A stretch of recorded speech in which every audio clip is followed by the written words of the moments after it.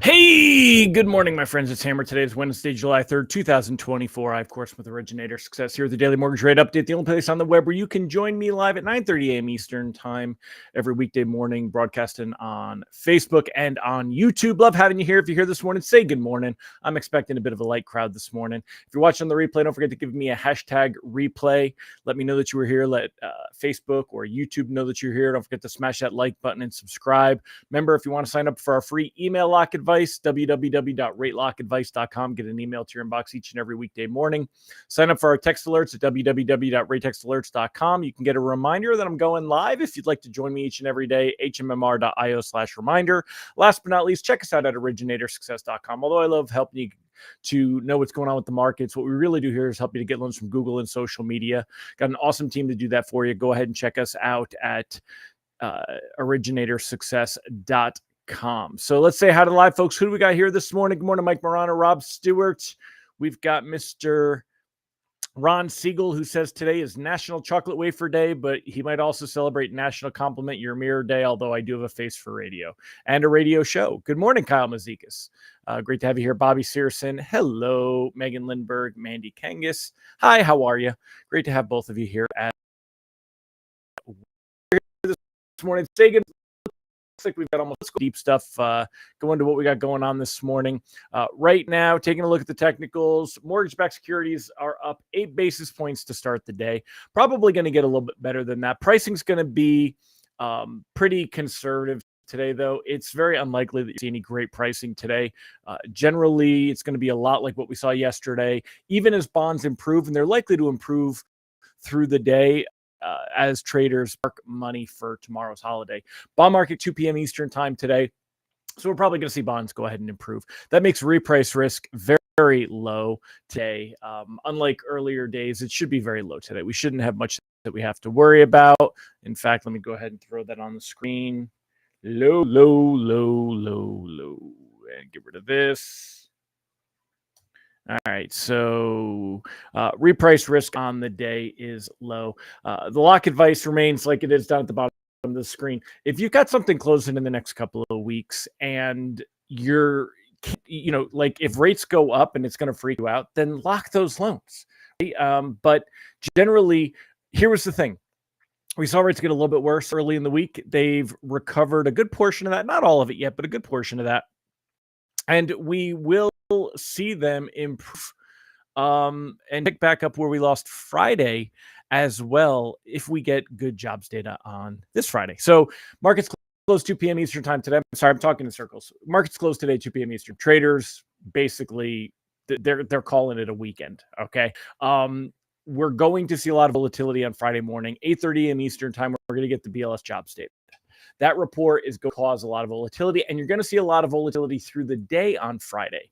Why? Because generally, the theory is it should be slow and quiet because all the traders are going to be away for vacation. And that may happen, but we also have to be prepared that with very little trading volume, it could trigger other things. Now, we know that the labor market nearly as strong as has been being reported each and every report. The revisions have been coming in showing things are a lot weaker. The question is, will this be the report that we see that the numbers actually come in low, and what kind of a reaction? I can't tell you. Sometimes people think they confuse forecasting with, I don't know, crystal balls, right? I don't know what the number is going to be. The last few months we've said these numbers should be low, and yet they seem to come in strong. But I want to show you something. We're going to get the inflation data next week as well. And right here, when we look up and back here on July, right here, this one right here, July 7th, this nice big candlestick that you see right here where mortgage-backed securities rates improved. And then we got slammed, lost a bunch of ground on the jobs data. And then what happened? 3 days later, we were right back where we were. Why? Because inflation data came in better than expected and actually showed that inflation was cooling for the first time this year. I'm going to see that happen again. Inflation, now we've got some of the numbers that are falling off the report from past reports. Inflation should continue to show some improvement. So next week, we're going to get inflation. The end of the month, we're going to get the inflation day. I'm sorry, the Fed meeting, and looking at, what is it that everyone's expecting from the Fed? Let's take a look. Look, what are markets currently priced in? Markets are still pricing in a 30% chance of one rate cut. a 45 2 rate cuts, and then about a 16% chance of cuts.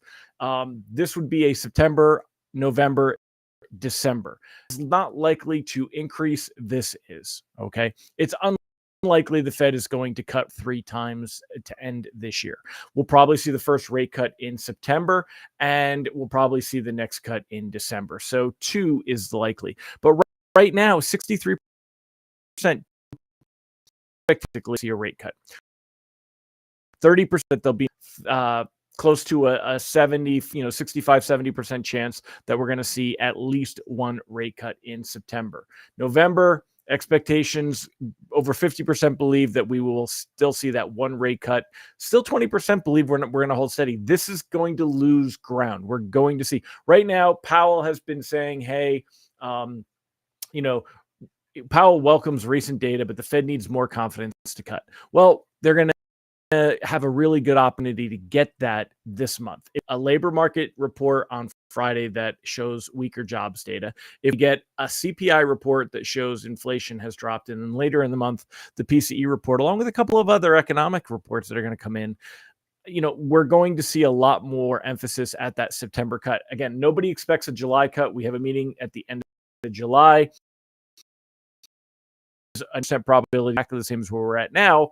6 weeks from then, that's when we're expecting that first rate cut. So we're getting near the wire here. If the data starts to support it, if we see signs of a labor market, and if we see some improvement in inflation, markets are going to expect that the Fed is going to have to start cutting before they wait too long. All right. Mike said that data from Danielle Brew, the daily stuff. She was posting chapter 7 and 11 filings of surge reflecting economic strains similar to those seen during 2001, 2007, 2009 recessions. June auto sales, looking to see what else he said there. Ron said, is a rate hike coming sooner, even if the media doesn't show up more segments in the economy? You said rate hike too. I say it all the time. Ron means a rate cut. He means a rate cut for sure. I don't think a cut will come in July though, but I think we're going to see a cut in September. They're going to need to start cutting, and they don't want to wait too long. Right now they're giving this, right?